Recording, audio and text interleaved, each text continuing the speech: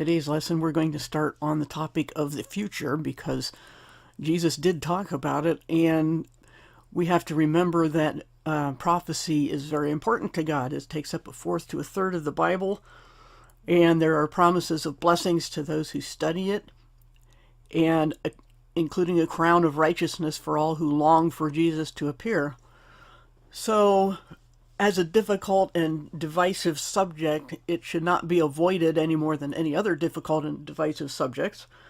In fact, it has more support for its importance than a lot of other topics, because this is, as I've said before, the fingerprint of God on the Bible, that God predicts the future from the past. And so we shouldn't gloss over this, and what I'll be showing on the screen today is Matthew 24 primarily, because although Matthew, Mark, and Luke all talk about this statement that Jesus made about the future, Matthew does so most extensively. So the scene is that the disciples and Jesus have been walking through the temple compound and remarking over the impressive buildings, and Jesus surprised them by responding that these blocks that the buildings are made of will not be left one on top of another. And he said that publicly. And then when they're alone with him privately, they ask him more details. And we have to remember two different scenarios of when Jesus says what. So Jesus has told them in public that the temple would be utterly ruined. And so they're asking him, and he gives a list of signs. And this starts with the danger of deception. Why would Jesus start with that? Remember what he said. We didn't cover it specifically in the lesson, but when people were, in his public ministry at one point, he rebuked them for being able to recognize the signs in the sky for what the weather's going to be like, but not knowing the time of his return.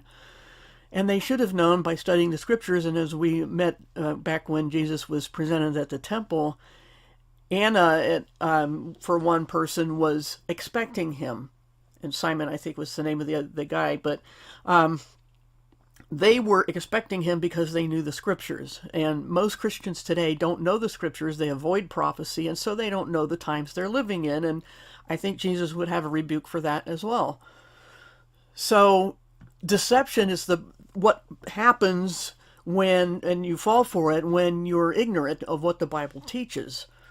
So now we can't say for sure how much exactly, where there's a firm line between what Jesus said about the time from the present when he's speaking to the time the temple would be destroyed in AD 70, or the far future. Both of these are true. There are different prophetic opinions, such as preterism, which holds that everything was already completed.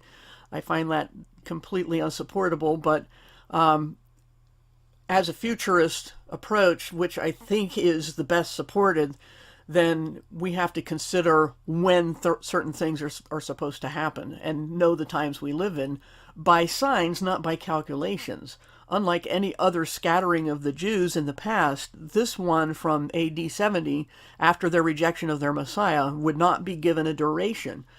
But instead, if you read the Apostle Paul, he says that there's a certain number of Gentiles that have to come in, and then God will return and rebuild David's fallen tent.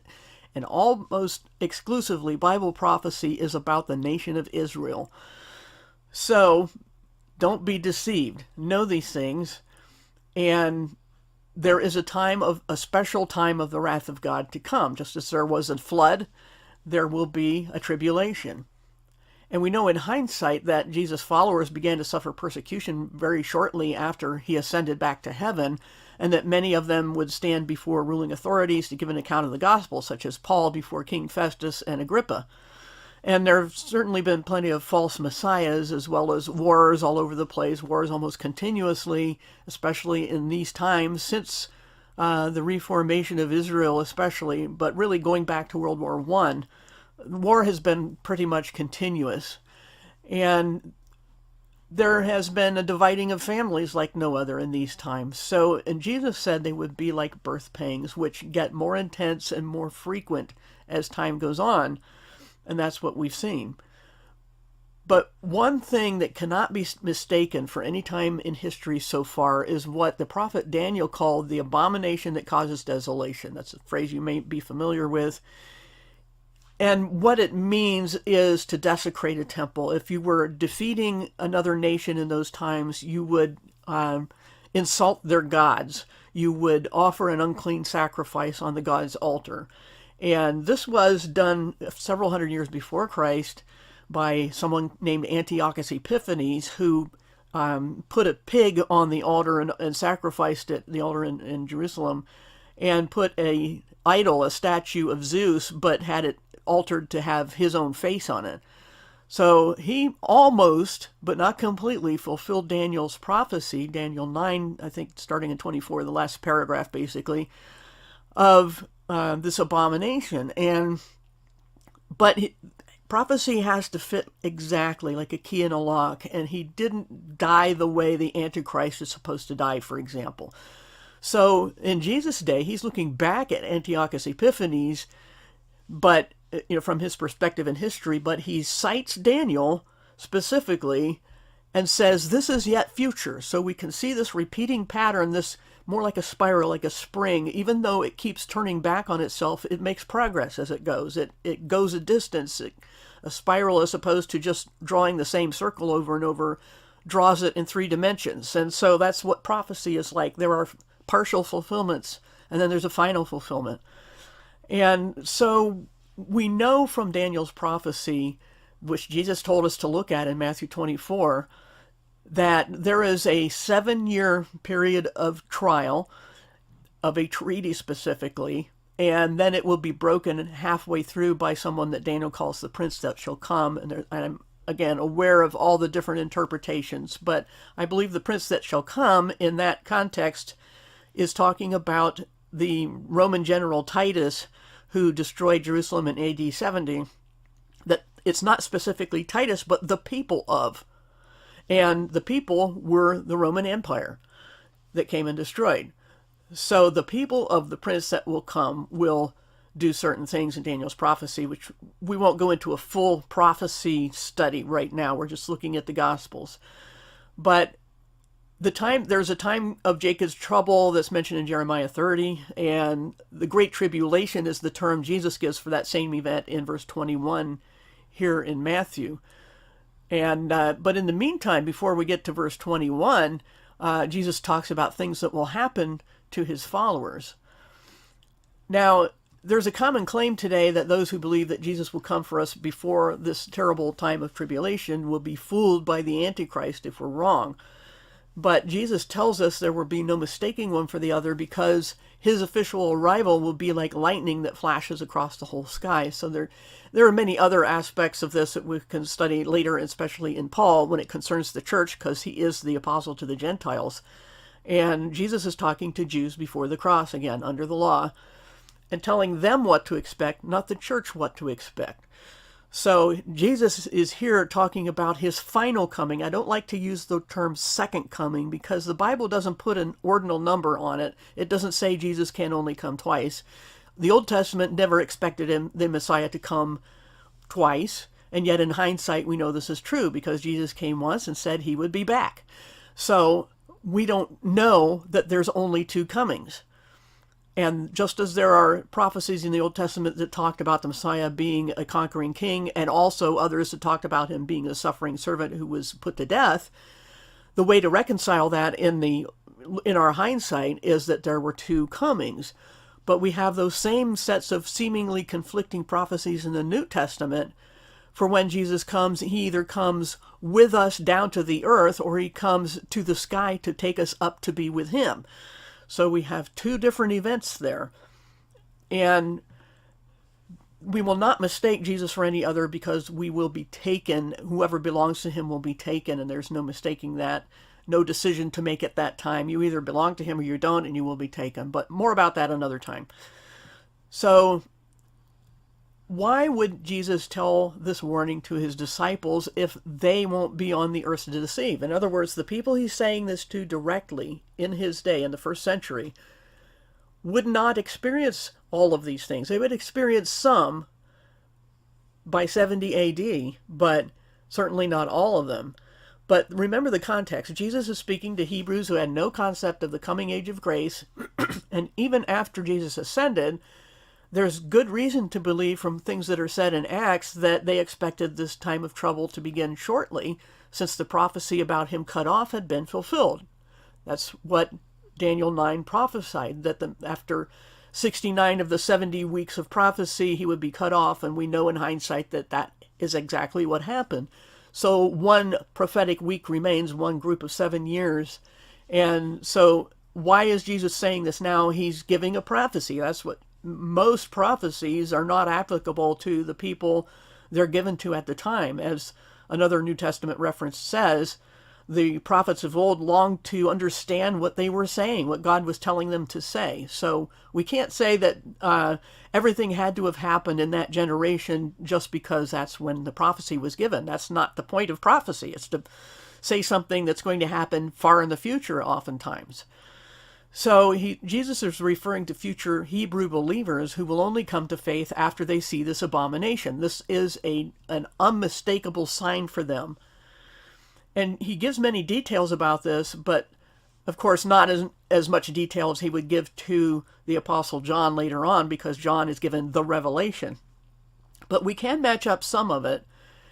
But we have to be careful also about rhetorical practices, teaching practices, where things would be gone over more than once.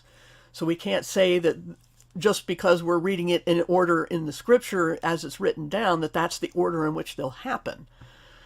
So, as an example, Creation Week in Genesis 1 and 2, people think that those are two different creation accounts, but they're not. They're absolutely not. So, again, remembering our context of nobody's talking about the church here, we would not expect Jesus to discuss the rapture. And this is where I disagree with a lot of fellow pre-trib rapture believers, is that this is not about the church at all. Nothing in it is about the church. It's about Israel. So, Jesus is telling his disciples, Hebrews, under the law before the cross, about signs that will precede the wrath of God. And the most extensive quotation is, of course, here in Matthew 24. And he talks about deception, the abomination, the great tribulation. And then he jumps back to what he had said earlier about being on guard against deception. This is that chiastic argument again, where you start off with a general statement, you narrow it down to the point of your argument, and then you step back in reverse order as a mirror image. And so this Greek letter chi looks like an X to us, and that X is a picture of if you go top down on the X, it's the lines are far apart at the top, they're general, and then they converge at the main point of the discussion, and then they go back out in reverse order. So we have to remember to look for that in the scriptures. And so this is what confuses a lot of people when they study Matthew 24 or related passages, is they aren't aware of how and why these things are recorded the way they are. So we can't presume that what Jesus says in this passage is that there will be 2 times of false messiahs coming. Okay, that's what I was cautioning against. But Jesus will end the topic with a curious statement about where the eagles gather. There is the dead body, the corpse. And in this passage, Jesus does not say this in response to the disciples' question about where some people will be taken. It's very confusing to a lot of people about taken and left behind. And I'm not going to go deep into that right now either, but just to suffice it to say that there's 2 different statements in 2 different contexts as to who are the taken and who are the left. We can look at what Jesus referred to in this passage, and I'm not going to scroll through the whole thing on the screen here, but he says, look at the days of Lot and the days of Noah.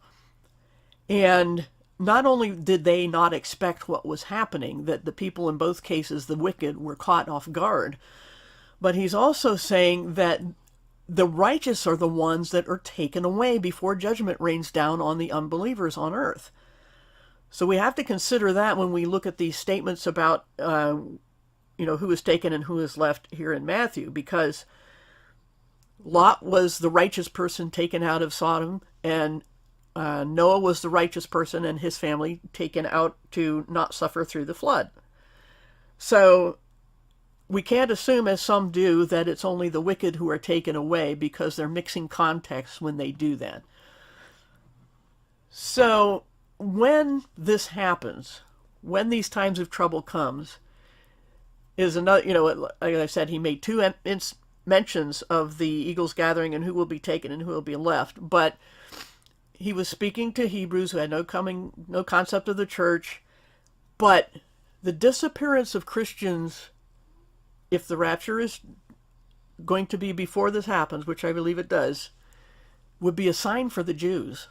Most assuredly. They haven't been living in a vacuum. We have the internet after all, and they're fully aware of Christian teachings on these things, even though they reject them. They know it exists at the very least, and our disappearance would be a sign for them. So people are taken by surprise, and they know about Noah and Lot, and it's the unrighteous left behind in that event.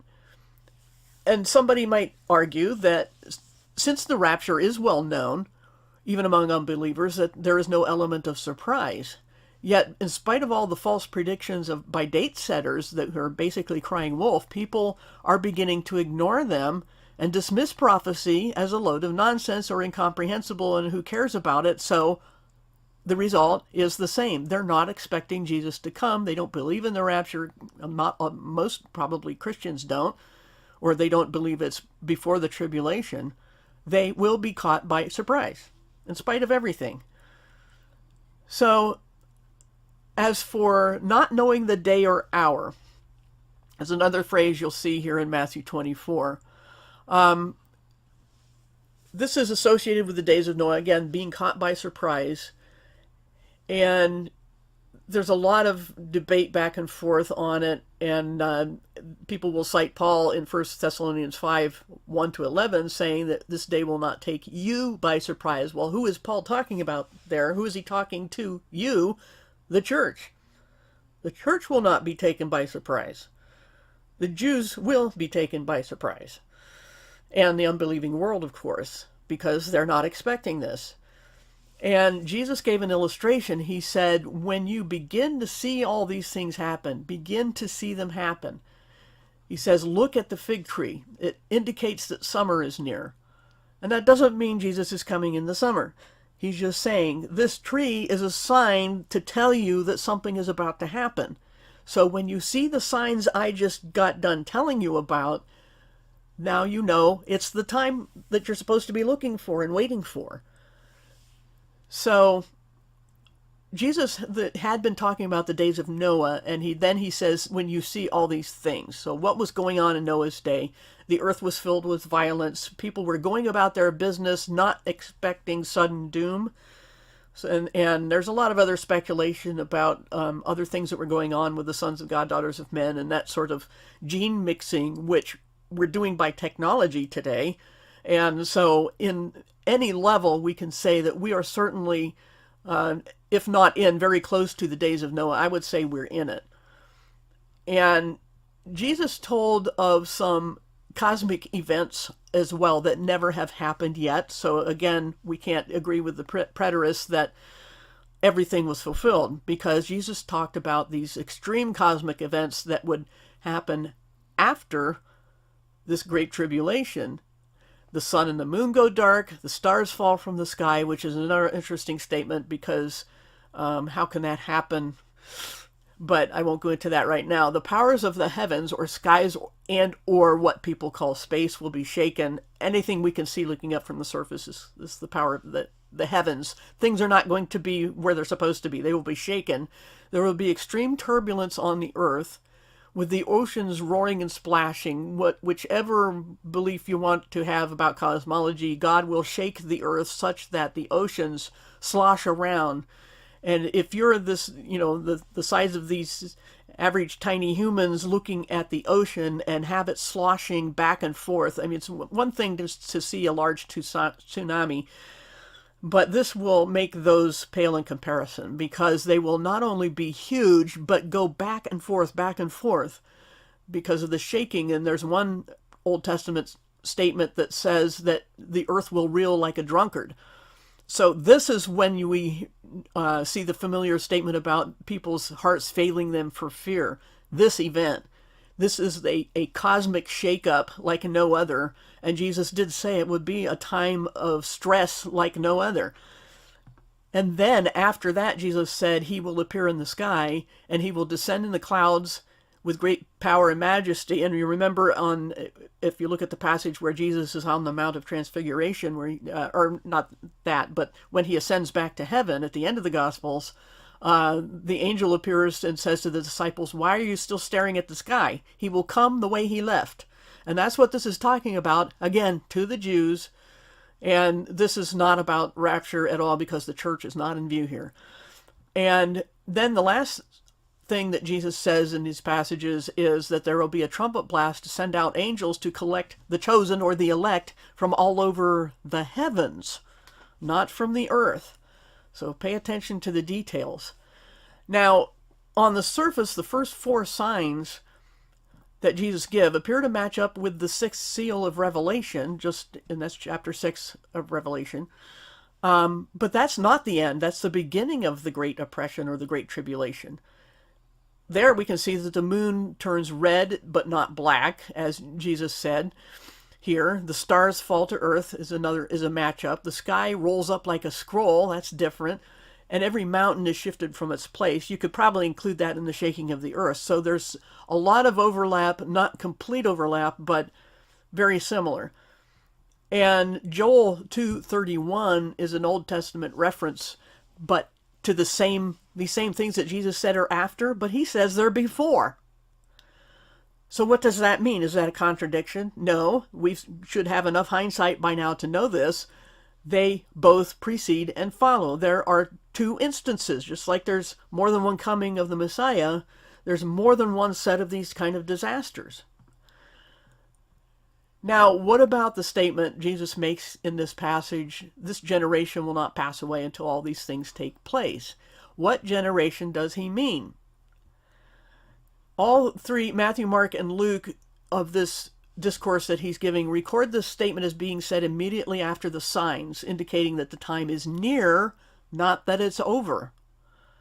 So it appears that Jesus is saying the generation that sees these signs begin to happen before the judgments actually start will live to see them all. That is to say, the duration of these judgments, this time of judgment, will not be terribly long, and we know from Daniel that it's 7 years. Yet generation is a controversy all its own. Is it the lifespan of people born at a particular time? Is it the people of Israel, who Jesus elsewhere called an adulterous generation? The immediate context would seem to favor the former. That is to say that this is a particular group of people who are alive at a particular time. They would not die off before this happened. But it could be a lifespan, although we know a generation is simply the time between parent and child. That's a generation. But the group of people of a certain, the parents alive at one time, the children that they have, the parents are one generation, the children are a next generation. But in this context, Jesus is talking about the lifespan of one of those generations. So we don't know what that is. Some people will say it's 70 or 80 years according to the Psalms, but we don't know that for sure. And it could be, you could apply it to people of the first century, you could apply it to the people in the time of the Psalms. Lifespans have gotten shorter at that time, 70 or 80 years, and then because of modern medicine or so forth, people tend to live a little longer now, but not a lot longer. So we really can't be precise, is the point. And Jesus gives one more event to take place at his return, which is the sheep and goat judgments. And this is actually Matthew 25. And before we go there, though, let's notice that to be a trustworthy and thoughtful, conscientious servant or slave is what prophecy does not mean is to sit on a hill in a robe playing a harp and wait for him and stare at the sky. Even the angel, when Jesus ascended, said, "Why are you staring at the sky? You've got things to do." And Jesus says, "I want to come back finding you busy doing the work I assigned to you, because I'm going to come when you do not expect me." Okay? So when he comes in an unexpected time, there will be prices to pay for unfaithful servant. But again, he's talking about the Jews, but we can take a lesson from this that we as Christians have things to do as well. So now let's go to Matthew 25. And here we have the picture of the bride and the bridegroom and the foolish and wise servants. Here again, this is not the church. Jesus is not talking about the church. He's talking about his official final return, his arrival in his glory. That's what an official arrival means, a parousia in the Greek. This is an unmistakable event. This is not the rapture. This is at the end of the tribulation when he comes back to the earth and sets up his kingdom. And he's talking about Jews who were not ready. If somebody wanted to insert the church here, remember the church is the bride of Christ, not one of the bridesmaids. And he's talking about, to Hebrews under the law before the cross who had no concept of a church. Nobody did. And it had to be that way, as Paul will explain later. And so this analogy isn't about us at all. It's about Israel. Some of them will be prepared, such as, for example, we know that there are saved Jews, but they're not really Jews anymore. They're Christians. That's the church of God, as Paul put it. He made three groups of people for humankind: Jews, Gentiles, and the church of God. In Christ there is no. Galatians 3:28, you can read that. But so Jesus is talking about when he returns, when the church age is over, and there are Jews who come to faith during that time, especially when they see the abomination of desolation. And it says, let anyone in Judea, not in America, but in Judea, run to the place prepared for them in the wilderness, where they will be protected for 3.5 years. And so Jesus is talking about that point in history when those people have already, some were ready and some were not ready.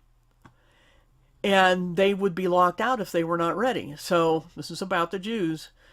And then Jesus gives another analogy about investing, basically what he left people here to do. And yes, we can apply this to the church as well, because these are general principles. And the last, this is an analogy of a master giving out things to his servants to invest while he's away. And the last one says, you're a tough guy who gets other people to plant the seed while you reap the harvest, and I was afraid you'd do that to me. So I planted your money in the ground, and here's your harvest. In other words, I don't like you, the servant is saying. You reap what other people sow. And so I've just planted your money in the ground. This is kind of a slap in his face, really. I planted your money in the ground, and here it is back to you. So this is the attitude of an unfaithful servant, an evil, lazy slave, according to the master here. And so this is a warning about not caring what God has tasked us to do. So then, as I mentioned about things that happen with the end of time, he says, when the human, as I have here in my translation, the Son of Man, comes in his majesty. That's not the rapture again. This is the coming back to the earth in his glory to set up his kingdom of Israel. Accompanied by all the messengers or angels, he will sit on his majestic throne. All the non-Judeans, that's the word in the Greek, the Gentiles, will be gathered in front of him, and he will separate them as a shepherd separates sheep from goats. This is the sheep and goat judgment. This is not about Christians. This is not the church age. This is the end of the tribulation. And these are mortals who have survived the tribulation. He divides them, the Gentiles. All the non-Judeans will be gathered, not the Jews. He will put the sheep at his right and the goats at his left, and he will say to those on his right, you're blessed by my Father. Inherit the kingdom prepared for you from when the world was established. When I was hungry, you fed me, etc., etc. And they will say, when did we see you and do this? And he said, whatever you did to the least of these, my lowly brothers and sisters, you did for me. Who are the least of these? We have Gentiles divided into sheep and goats being judged according to how they treated someone else. Who are the least of these? In my opinion, the only group of people left are the surviving Jews, the faithful Jews who were protected during the second half of the tribulation.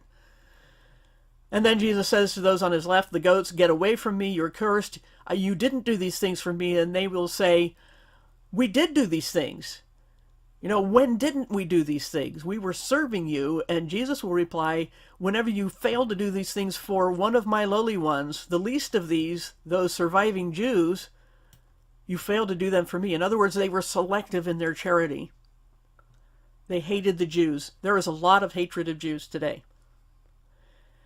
And this is where Jesus says, these will go into eternal punishment, these goats, while the righteous will go into eternal life. And this, I'll make a brief statement about annihilationism, where people will say that the unrighteous are not sent to eternal conscious torment. Well, the word eternal describes both the duration of life and the duration of punishment. There's no getting around this. They're both eternal. Whether they want to make that word mean only a period of time or not, the fact is that however long the punishment is, so also is the life, and we know that life is endless. So there you go. But be careful when you go through these things to keep them in the context that they're given.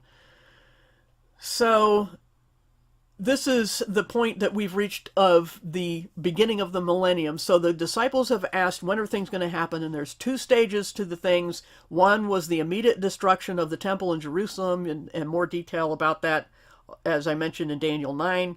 And the other is the far distant future that has still not happened. We haven't seen these signs in the skies. The Son of Man has not yet returned, and in his majesty. And so this is a matter of discernment. This is rightly dividing the word, where you have to pay attention to context. So after all the wrath is over, Jesus returns and conducts this judgment, and then they will be the ones, the righteous survivors of the tribulation, will repopulate the world during the 1,000 years, the millennium. That's another prophecy. And so, but Jesus doesn't get deep into that here. But he does say this about the eternal fate of either the righteous or the wicked who survive the tribulation. This is not the final judgment of everyone. Okay? This gets misapplied a lot, is what I'm just focusing on here. So, when we talk about also, there's a word in these passages that I haven't really looked at called Gehenna. What was Gehenna? It was just originally described a valley, a literal place where before Jesus came, there were followers of Molech who sacrificed their children in fire in that valley. And so it became a refuse pit for Jerusalem and was kept burning in order to control the stench. It was a perpetually burning trash heap to desecrate Molech. And some also speculate that before the Great Flood, it was the land of the Nephilim. So it was an evil place. And so in Jesus' day, when he talks about the fire of eternal hell, or the afterlife, or what, for the fate of the unrighteous, that he's pointing to this burning pile of trash, this evil place, as an analogy, not that there is no literal spiritual place of torment, just to make that little point. So it is a symbol. The burning trash heap was a symbol of the fate of the unrighteous, that this fire never goes out. So that's pretty much what Jesus had to say to the Jews about the future. He will say more when he gives the revelation to John, but that will not happen until after the destruction of Jerusalem. That, as I mentioned, that's 70 A.D., and the revelation is not given until the reign of the Roman Emperor Domitian, which was around the mid-90s A.D. So that's another study all its own, but we'll stop here, and next time we will go over the Jesus' final week, also called Passion Week, before his crucifixion, and we'll discuss the crucifixion itself, and then his resurrection and so forth, and finish out the Gospels.